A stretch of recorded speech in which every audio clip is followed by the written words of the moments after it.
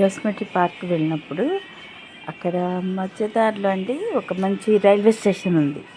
అదేంటంటే అప్పటి కాలంలో ఇక్కడ నుంచి ఈ యోస్మటి పార్క్ నేషనల్ పార్క్ నుంచి చెక్క మొత్తం పంపించేవాళ్ళంట.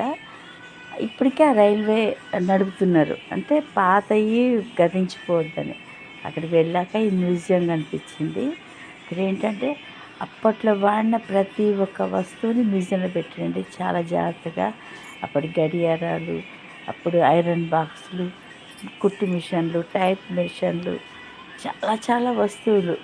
దానికి సపరేట్గా మళ్ళీ రూము దాన్ని అంతా ఎక్కడికక్కడ సదిరి పెట్టేస్తుండ్రు. ఆ రైల్వే ట్రాక్లో వాడిన వస్తువులు అవన్నీ కూడా అన్నీ ఇదిగో చూడండి ఎన్ని రకాలు ఉన్నాయో. ఆ టైంలో వాడిన రాళ్ళు, తర్వాత ఇవన్నీ ఏంటంటే రైల్వేకి సంబంధించిన మిషన్లు. అప్పుడు అక్కడ చెట్లని కట్ చేసినప్పుడు వాడిన గొడ్డళ్ళు ఇవన్నీ కూడా. కానీ చూడడానికి మాత్రం చాలా బాగుంది. స్పెషల్గా ఒక ఆయన ఉన్నారు.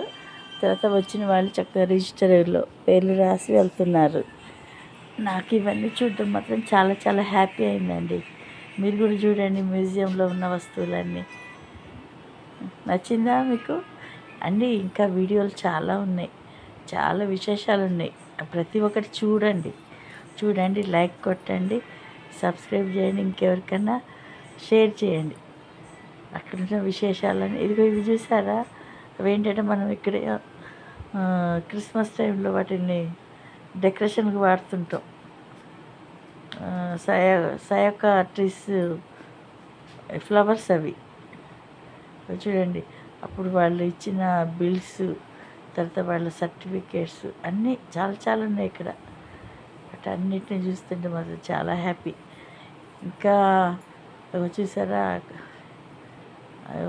వాళ్ళ చిత్రాలు, ఫొటోస్ చూడండి ఎంత బాగున్నాయో. అవి లైట్స్, అప్పటి పిక్చర్స్ చూడండి. వాళ్ళు వాడిన వస్తువులు ఇవన్నీ. ఆయన రాస్తున్నాడు మొత్తం లిస్ట్.